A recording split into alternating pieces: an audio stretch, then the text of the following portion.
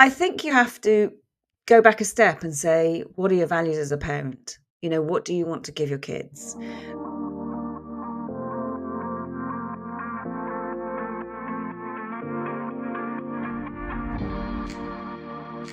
Hello, and welcome to Parenting for Thought, the podcast that's still trying to figure out what kind of cheesy intro it wants to have. I am your host, Emry Kettle, child behavior specialist, and I'm going to try to contain my excitement, or maybe not, with introducing Dr. Anna Colton, who is out there in the world talking about things that really need to be talked about. And I'm so glad she's doing it. But she can explain herself and her work better than I can. So, Dr. Anna, who are you? What do you do? What's your work? Oh, thank you so much. Thank you for having me, Emry. So I'm a clinical psychologist and I have worked in eating disorders for over 2 decades now. It's a long time. And although we have all sorts of treatments for eating disorders specifically, I think that we need to take a step back and look at how we talk to children about food rather than just waiting to fix a disorder when it crops up, because we as parents, or indeed anyone who looks after kids, have this amazing opportunity to lay down foundations that are protective against. Now, it doesn't mean that if you have, really protective foundations and a great relationship with food, that you will, by definition, therefore not develop an eating disorder, because they're multifactorial and lots of life can happen and lots of things can happen and you still may. But it's protective. Mm-hmm. And so I've just written a book called How to Talk to Children About Food, which is about all of that. And now, as well as, clinical work, I do talk a lot about how to talk to children about food, how to protect from an eating disorder, how to create a good relationship with food so that, they can lay down the foundations in a better way. Incredible. This is life preserving stuff here. I mean, really and truly.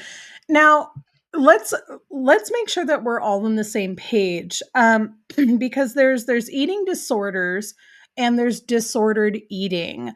Could you speak to that a little bit and just make sure that, like, all of us, the listeners, the viewers, that everybody's on the same page about, like, practically what does that look like a person with an eating disorder? What does their day look like versus somebody who experiences disordered eating? I mean, that's a great question. And the answer is there's a spectrum of both. Mm-hmm. Now, when we say an eating disorder, it just means that you can tick off the diagnostic criteria in one of the diagnostic and statistical manuals of mental health. So that's either DSM-5 or ICD-11. They're the two big psychiatric manuals. To gain a diagnosis, you have to meet the criteria. You can have very close to an eating disorder, disordered eating, which just misses one of the criteria, and therefore you don't have the diagnosis. So disordered eating can be anything from just, skipping the odd meal, but not being too worried and being pretty healthy and robust, to, something akin to anorexia, bulimia, binge eating disorder. Where it falls, it's the same symptoms, it's many of the same thoughts, it's many of the same behaviors, it's many of the same emotions, and it's often, the kind of very similar in using food to manage emotions or using food to manage life. It is just that diagnostic criteria piece that differentiates. Mm-hmm. Mm-hmm. If that's clear enough. Well, and I think it's so important to remember this spectrum piece, where just because you can tick off all the diagnostic criteria doesn't mean that you will always tick off all the diagnostic criteria. And just because you don't yet tick off all the diagnostic criteria doesn't mean that you never will. It's a very fluid thing. Yeah, but for me, it's not even about diagnostic criteria, actually, other than trying to differentiate between the two. For me, it's that whether or not you tick off the diagnostic criteria, if you're struggling with food, if you're using food, that is not a great place to be. And your symptoms and your feelings and your thoughts require attention and treatment, irrespective. Also, I'm just thinking about you know, how I'll encounter parents who are like, well, it's just good practice. And it's just, you know, this isn't there's this big obsession with the word healthy. It's just not healthy to do this or that. And so they set these rules for themselves because they want to be healthy. And my thought is always, if it's if it's that present in your mind, if you're so concerned, that feels less, and I will distinguish emotionally healthy to me. What are your thoughts on something like that? It's really tricky because in the world of food, the language we use is really important. And in the world of food, I kind of think the word healthy is not a helpful word often, because there's a lot of value attached to that. You know, if you're healthy, you're making the right choices, they're good choices, which indicates that you can make the wrong choices and there can be bad choices. And then there is value attached to being healthy. So I'm never sure about that. In fact, with food, I'm sure I'm not a fan of that. In terms of rules, we all kind of have guiding principles of life, don't we? And our guiding principles you can see as rules or not. So it kind of depends how it manifests and how strict and how closely anyone wants to adhere to the rules they set for themselves Mm-hmm. about whether it's healthy or not. You know, I would say if someone sets themselves at 10 o'clock bedtime when they're getting up at 6, it's nailed it, if they can stick to it. If someone says they never eat an entire food group unless there's an allergy, I would say that's not entirely healthy. Mm-hmm. Mm-hmm. So I think it's really important to be specific in all of this. Yeah. So, all right, let's bring it down to the parenting level, right? So most of the parents who I encounter, when they're asking me about how to support them in supporting their child's nutritional health, Mm-hmm. the number one thing that they are very concerned with is limiting sweets. And Mm-hmm. I've done some of my own research on this, so I know, you know, this much. For listeners, I'm holding my fingers just a little bit apart. And as a fat person, Mm-hmm. I deal with this in my own world. Now, there's a million reasons why somebody's body might be a fat body. Um, but and this is a whole nother type of discussion, right? We could so get into the weeds of fat phobia on this topic. For the sake of time, we won't. Mm-hmm. But suffice it to say, I know a thing or two about food and how it works in the body. I am by no means an Mm-hmm. expert. Mm-hmm. But what I have learned, all roads lead back to that our choices around food are so largely emotional, and or the way that we talk about it is so largely emotional, and the effect Mm-hmm. that that has on us is worth way more of my time and energy than, oh gosh, am I going to choose this vegetable or that vegetable, or limit this sweet or that sweet. How I think about it, how I feel about it matters so much more. Yeah, So what absolutely. does that look like for parents when the kid's going, mommy, I want this candy, mommy, I want this brownie? What does that look like to a parent who has 3 seconds to respond before trying to get back to work or clean up or do laundry? I mean, that's an enormous question. This um, is a very serious podcast, Dr. Anna.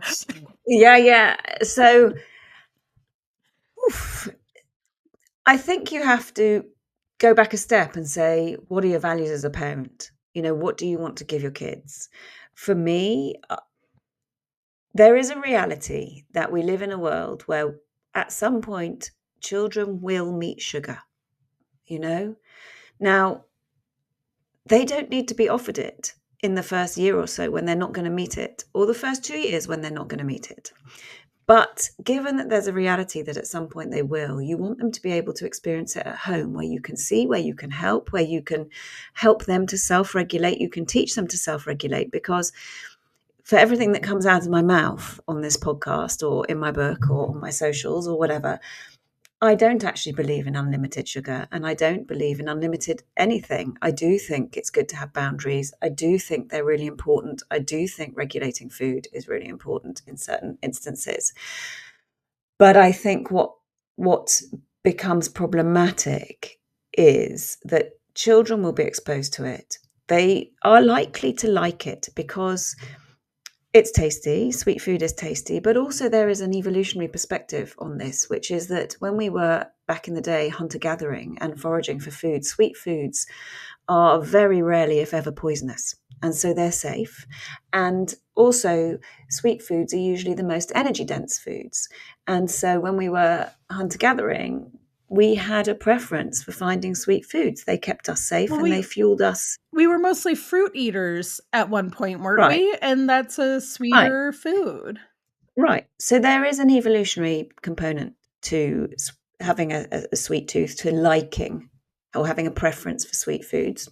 So I think, that's rarely talked about, and it's really important. There is a biological component to hunger, because if we don't eat, ultimately we die. So it's a safety mechanism to feel very hungry, or to feel hungry. That's the body saying you need fuel. And I think we have to put those two things in the mix when we're talking about sweet foods, along with then the emotional, which is that if you always say, if you have very strong, as a parent, very strong views that all sugar is bad and your children must never eat it, then you're going to find yourself either using fear, or which will make them very anxious. And anxiety linked with food brings around a poor relationship with food and increases the risk of disordered eating. Or they'll develop a scarcity mindset around sugar, which is that it's not allowed. So whenever they have it, whenever they find it, they have to have as much as possible, because they don't know when they're next going to be allowed it. And that leads to a poor relationship with food, and that leads to a greater risk of disordered eating. Yeah. So with all of those things in mind, and I realize that, this is a very slow answer to your question. Please take I your think it is time. important. I think it's really important for parents to have a nuanced approach. I think nuance gets lost in conversations around food, because it's tricky, isn't it, to kind of hold nuance and to hold kind of, we don't want too much, but a little bit. But how do we say no? How do we say no in a good way? Blah, blah, blah. So I think for a parent, if you don't want your child to have the sugary food at that moment, it's okay to say no. It's about how you say no. So instead of, ideally you don't say, no, it's really bad for you, or no, sugar is poison, or sugar is toxic, which I hear more and more now, and I think is really harmful. And instead you just go, no, we're not having a brownie now, or we'll have a brownie after dinner, or we'll have a brownie with dinner, or we've had some of this today, we'll have some more another day. And be totally matter of fact. So you don't link it to a value, you don't link it to a moral. If you set kids up and you say, for example, sugar is bad, then it's not unusual for kids to think that if they like sugar, they are bad. Now, we really don't want that association either. So it's not the whether, it's the how, for me. I'm so struck by how this really, when you filter it down, it comes down to communication. And this is what I run into with parents the most, is that they are not confident in their ability to set a boundary or to communicate a boundary. They don't know how to do it without logicking their child. They don't know how to do it without saying, and this is why, and therefore that makes you understand me more, and now I have your buy-in. Your 2-year-old, your 3-year-old is not going to be magically on your side because you said 10 more words. In fact, it's going to make them not want to listen to you because they don't care. They just want a clear answer. Right. But also, if we're talking as young as 2 or 3, actually, they don't have the cognitive development yet to understand all of that. Yep. They just need yes, no, not now, later. Yes. without anything else. The way we teach about, and I think in fairness, the desire to explain comes partly from not wanting to disappoint one's child, Yep. because as parents, we don't like to cause upset, really. And but also from a desire to educate around nutrition. A lot of parents feel very strongly they need to educate their kids around nutrition. Mm-hmm. Again, it's the how. Yeah. And it's about being age appropriate and developmentally appropriate in when you do it and how you do it and the language you use. I've got a great story for this. And it's so funny because in the last episode I recorded, Al was saying how I talk about Magnus every episode, and he's so right, because here I am talking about Magnus again. For those who don't know, which if you've listened to any episode, you should know who Magnus is, but he's my kiddo I take care of a couple times a week, and we have snack time almost every time that we're together, right? And sometimes it's dinner time. And this latest time we had dinner together, so it was chicken nuggets and peas, and then mom had just made some cookies a couple days prior, so there were still some cookies left. And he was so excited to have those cookies. So we're having our little chicken nuggets and peas, and he wasn't all too interested in the peas, and he's asking me, Emry, can I have the cookie now? And I thought, wow, I have like 100 different options of how I can respond to this. But I'm going to stick to my values and I'm going to teach. So I said, well, you're absolutely going to get to have that. Like, that's a yes already. Cookies are happening. There's no condition, It wasn't that he had to have 2 bites of peas before having the cookie. So it was just a very simple, oh, sure, absolutely, you can have that cookie, bud. Also, in addition to that cookie, we want to make sure that your body gets all the vitamins and the nutrients that it needs. The chicken nuggets gave you some nutrients that are great for your body. The peas also have really good nutrients for your body. And that cookie has nutrients too. The presence of sugar doesn't negate that. And sugar itself is something that our bodies use. So I just simply said, well, the chicken nugget nutrients, the pea nutrients, and the cookie nutrients, your body needs all of those. So let's get some pea nutrients into your body, and then you can have the cookie nutrients. And he was just like, oh, well, okay, cool. And he had a couple bites of peas, and he was so proud of himself because he had understood that he gave his body nourishment, nutrition, vitamins. Yeah, absolutely. It was truly, it was healing for me as a child who was not well taken care of. Right? This was that moment where I got to parent him in a way that I was not parented. And I bear the scars of a rough relationship with food. I know what that's like. From being little until now, I have had to claw my way to emotional health around my nutritional health. So being able to give that to Magnus in a 30-second conversation, knowing the weight that will carry moving forward in his life, incredible. Because a relationship with food is lifelong. We all have one. Yeah. So the foundations are rocky. It's a much bigger journey to get yourself into a good place when you're older. That's why the foundations are so important. Yeah. Yeah. So like, what if a parent's gut reaction is to reach for that, no, because I care about your body and I don't want you to have so many sweet things? Is there a simple tweak? Because it's too much to ask for somebody to like figure out their values around food when they've got generational traumas happening too, right? that's You can just say no. And if it's quite straightforward. No, or not now. It just needs to be that sometimes it's a yes. Mm. Because if it's never a yes, then you get into the scarcity mindset. And that's when kids will go seek it elsewhere, or when they do get offered it at parties or at play dates or at friends or somewhere else, they're more likely to overeat. And actually, you don't want that. What you really want is for kids to be able to kind of have a couple of bites of a lolly or a chocolate bar and go, I've had enough, and leave it.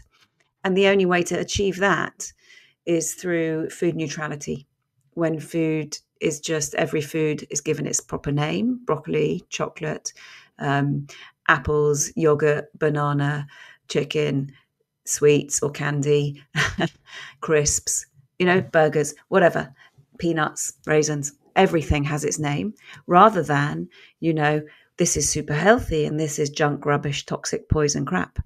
So, that's Poison. very, Can you imagine saying the word poison around well, food? there are a lot of very strong beliefs around food, and Ah, I hear it not yeah. infrequently. Sugar is poison, ultra processed foods are poison. Oh my gosh. There's nuance, because there's nuance. It's not quite so black and white. So a food neutral approach will allow much more for your child to tune into their body, for you to go, did you notice when you ate that you had this massive energy, then you crashed and you felt really tired after. Or, so we need some other food alongside it. And that's why we don't do it all the time. So it just allows for much more conversation and much more, actually, many more educational openings, if that's what you really want to do as a parent, to point out how it impacts their body and their mood and their tiredness or energy levels. Mm-hmm. Mm-hmm. But food neutrality, I think, is absolutely, is so important. Yeah, again, as somebody who has trauma around this topic, I have to agree. Um, I I'm thinking about the way that I was raised, Mm-hmm. and the kinds of conversations that we had around food, or the lack of conversation around food, and the shame cycles, and that doesn't come from nowhere, right? Our parents were raised a certain way, and their parents were raised a certain way. This is generational, isn't it? Yeah, we do.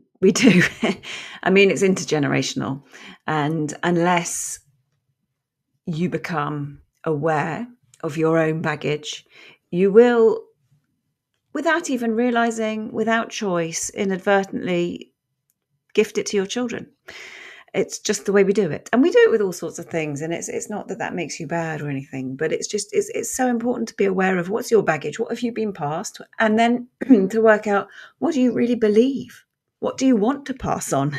And if you've got a tricky relationship with food yourself, unless you work on that, your children will pick it up somehow, either by copying the way you eat or you respond to food, or by what you say. So we are doomed, or destined, not doomed. We are destined, I think, unless we become aware of our stuff, to communicate it to our kids and pass it down the generations. Mm-hmm. Breaking the cycle is really hard work. It requires a lot of self-examination and courage to change patterns. Yeah.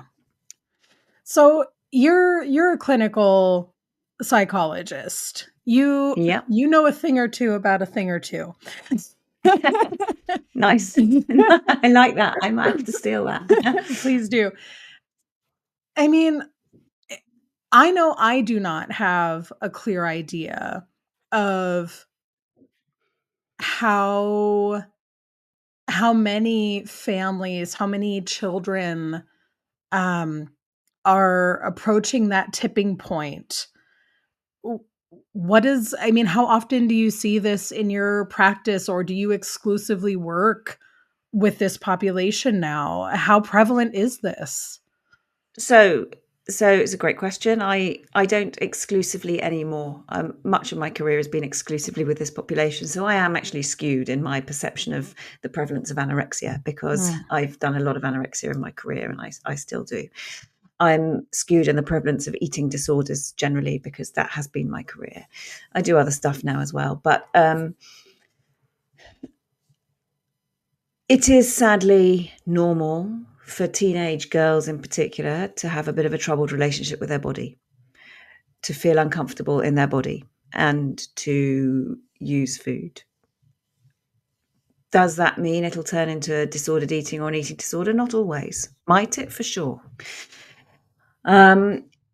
And it makes sense that there's a troubled relationship, that through adolescence, the body is changing so profoundly in so many ways. The brain is rewiring. There's a lot of development, neurological, physiological, sexual, emotional.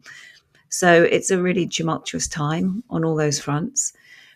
But over the last 30 years, we have seen an increase in this kind of what now I think is almost normal body image dissatisfaction, which wasn't quite so normal or prevalent 20, 30 years ago. We live in a culture that is ruled by diet culture, and diet culture is the belief that, thin is good, fat is bad, that you are personally responsible for your weight, shape, size, and that your weight, shape, size is entirely 100% in your control. So that's the culture in which we live, and those things are all incorrect, actually. And so it's really hard. And young people now are, in fact, all of us, but particularly young people, are bombarded 24 hours a day with limitless rolling images that perpetuate diet culture beliefs of the ideal body, the ideal workout plan, the ideal, weight and shape, the belief that if you just follow this diet, you will be happy. All of your desires, all of your goals will be achieved. Anybody can get to this if they just work hard enough. Now, all of that is, of course, flawed and incorrect. But the messaging that comes from really most of society and from all angles is so incorrect that it perpetuates what is already a difficult time in adolescence. And it's not just for girls, it's for boys as well. All genders. All genders. All genders, all people, all, it's universal. Yes. And it's pervasive. Yes. As I'm listening to you, I'm remembering how, and I've talked about this on my podcast before, that I was diagnosed with uterine cancer in 2020. I'm okay now, thank goodness. But the day that I was told, and I'm sitting across from an oncologist who I had never met before and who didn't know me, who had just looked at a chart. And I'm sitting there, I was 34 at the time, and I said, how does a 34-year-old get cancer? And she goes, well, it's connected to your weight. And I looked at her and I was like, you're telling me, in my head, it's just all swirling, right? And I'm going, okay, it's the middle of a global pandemic. I'm not even vaccinated yet. And this whole thing, it's all just crashing down.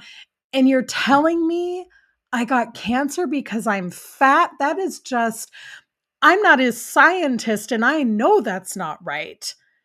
Tell me it's related to cortisol and, tell me that it's something that is scientifically sound. But to just tell me it's due to my weight, I mean, this is what is out there. This is the medical bias. These are people who should know better than they do, and they still don't. And I'm thinking about how parents are, I have yet to meet a parent who is not well-meaning in their pursuit of some sort of health with their child. And they're getting this information from all these different places, especially social media, and from medical professionals.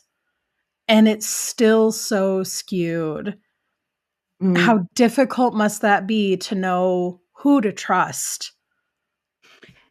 It is incredibly difficult, and you can't expect parents to go and read the research articles. No, they're It's busy. mad. They got laundry Well, to but do also, and dinner to make.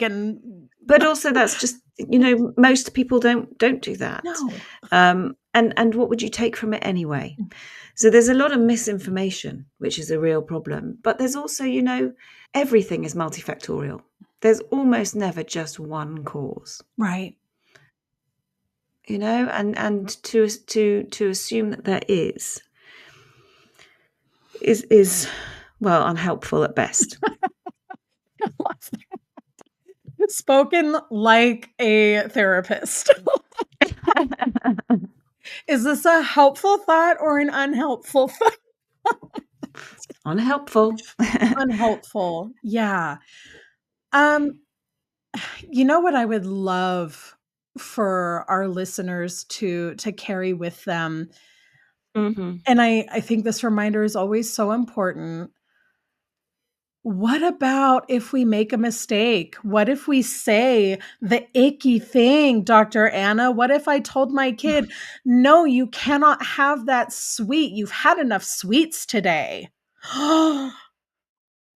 Okay. So, and doesn't matter. You said the thing. And in fact, if you've just said you've had enough sweets today, I don't know what the icky thing is really, because, you wouldn't want your child to eat exclusively lettuce. That wouldn't be good for them, you know. And I get it would be an unusual scenario where your child only wanted to eat lettuce, but actually, I hope you'd be really worried because they wouldn't have enough nutrition. So, if you say you can't eat that, it's rubbish.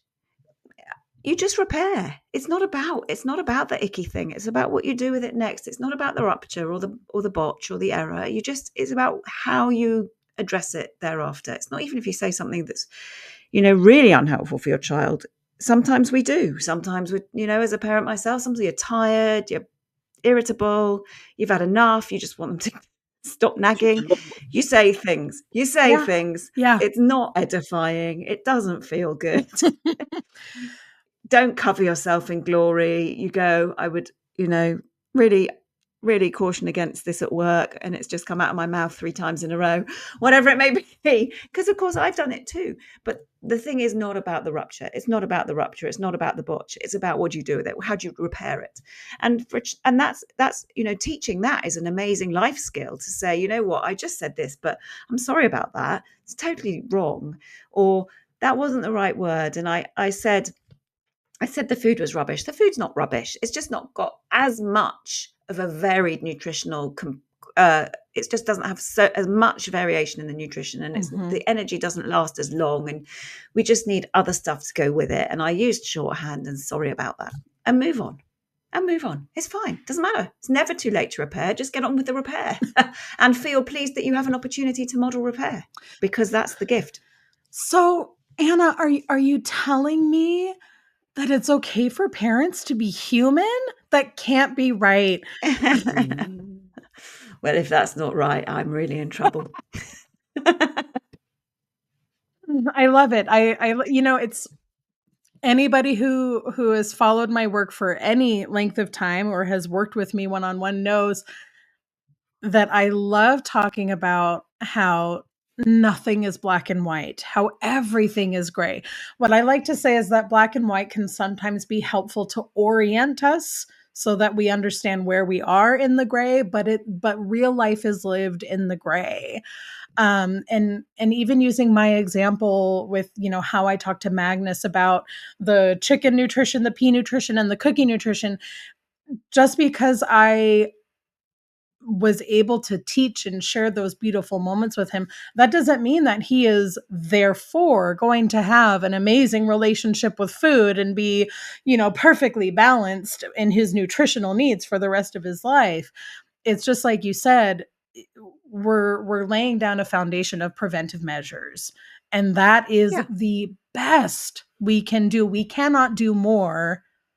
No, we can't fix, we can't control. We can notice if there's a problem, and the sooner we notice, the better, and the quicker we go for specialist help, the better. I really, I think we can do that. Nobody like me will be sorry to see somebody who is actually okay. We'd be delighted to say, come back if there's a problem, or let's check in a month, or this is great. Thank you for coming early. You're so attentive, really helpful, marvelous. Amazing. Amazing. Doesn't happen very often, but occasionally, and it's a gift. More often than not, we see people where it's become entrenched, and it takes a long time to work with, and it's a very painful process, and it's very anxiety provoking. And I couldn't agree with you more on black and white for what it's worth, obviously. But Thanks. What I would say is that that black and white feel more certain, so they feel cognitively easier. Yeah. But actually they make life more stressful. You're talking about how by the time that people come to you, the stuff is entrenched. It's exactly the same for me with behavioral issues. Parents fight so hard to keep in homeostasis, right? And it typically takes a lot to get them to go, okay, fine, I give in. I'll get somebody else to come help. Um, what are some signs? What would a parent notice that would make them go, huh, we could probably benefit from a check-in with someone? What would that look like? Anything that feels, as a parent, you know your child. So any changes that feel significant or anything that starts making you go, this has been around for about a month now, I'm not feeling very comfortable with it, doesn't seem to be improving, or we seem to be in a much more, my child is in a much more, they're restricting much more, or seems that there's binging and hiding of food, or, they don't eat for days and then they do eat, or there's weight loss, or there's significant weight gain that's unexpected, please come see us. Or even if you just have a niggle that all is not well, come. There's nothing wrong with it. As I say, the best, maybe worst, but the best scenario, the best outcome is that someone like me goes, I think all's good. Actually, it's going to pass. It's just a growth spurt, or it's there's been a lot of stress at school and mood has been a bit low, but Yeah. it seems that things are improving. So just keep an eye and come back if you need. Great, marvelous. Also, what a beautiful thing to model to your child that, like, hey, a mental health check-in, like, you're worth that. And it's okay to just notice within yourself what is happening and notice your patterns and notice your tendencies and go talk to somebody about it and just like make sure that it's okay. Your peace of Yeah. mind, I mean, that's gold. Yeah. I mean, the other thing that you often notice is if you've got a child in puberty and puberty seems to stop.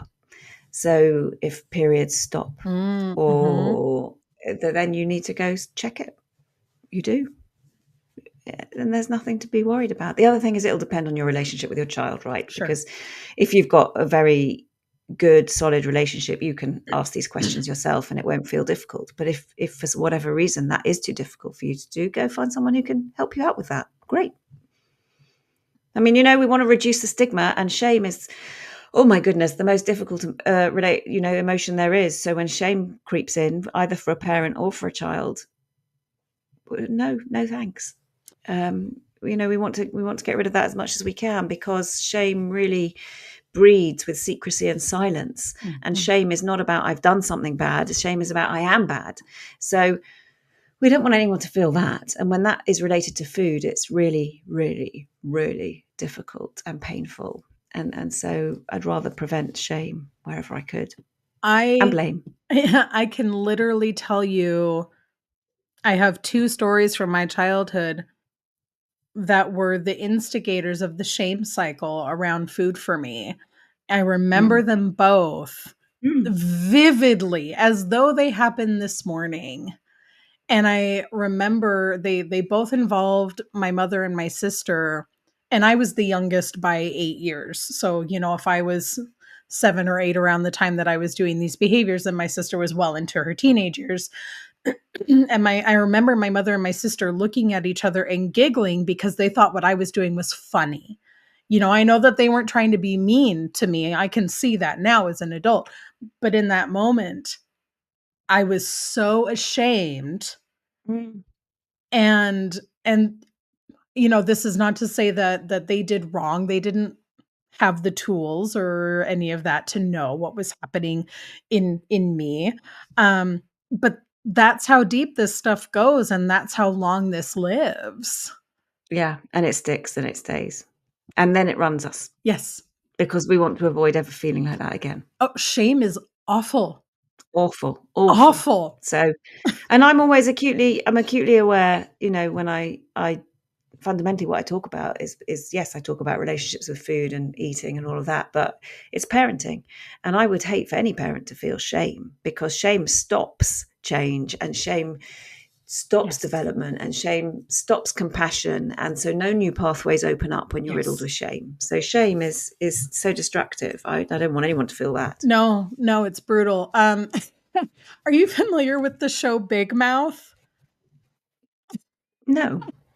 It's an adult animated series that centers around a bunch of kids who are going through puberty.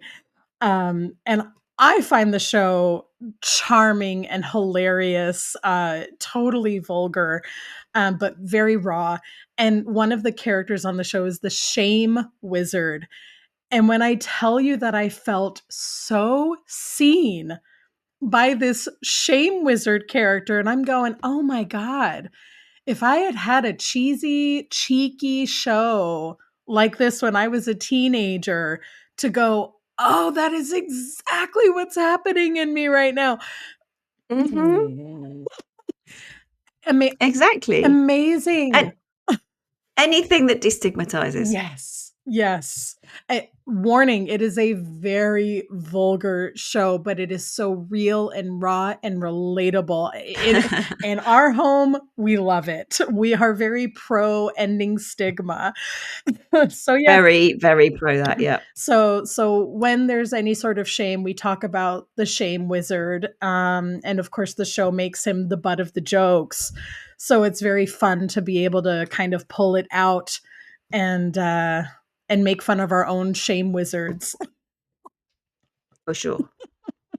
For sure. So, So Dr. Anna Colton, if there was one thing you wish someone listening would walk away today knowing, what would that be? there is nothing that makes an eating disorder worth it. Literally nothing. So do all you can in a kind of balanced way to lay the foundations for a great relationship with food, happy family meal times, reduce the stress and the anxiety around food and eating, and yeah, nothing is not worth it. Wonderful. And should you want to know more about this, slightly shameless plug, but my book will go through everything. Sort your own relationship with food out as well. It's a great gift to your kids. Yeah. If people want to know more about your work, want to know more about you, want to work with you, how can they find you? How can they get in touch? So Instagram is probably easiest, or TikTok. I'm at Dr. Anna Colton on Instagram, TikTok, LinkedIn, and my website. And they're all the same. Did you write a book or something? I did. Yes, please enjoy my book. It's called How to Talk to Children About Food. It came out 4 days ago, end of last week. It's available in the UK, Australia, New Zealand on Audible and Kindle. I love an audiobook. So I love an audiobook. Depends how you found listening to me today, because I'm afraid it's my dulcet tones reading that audiobook. No, I love it. Your accent is like, so it's just like, it's candy, but for my ears. Oh, thank you. Thank you so much for joining me today. Oh, thank you for having me. Yes. Thank you. It's been a pleasure. Can't wait to see where your work takes you. And I can't wait to start putting this book in the hands of the parents that I meet. Oh, thank you so much.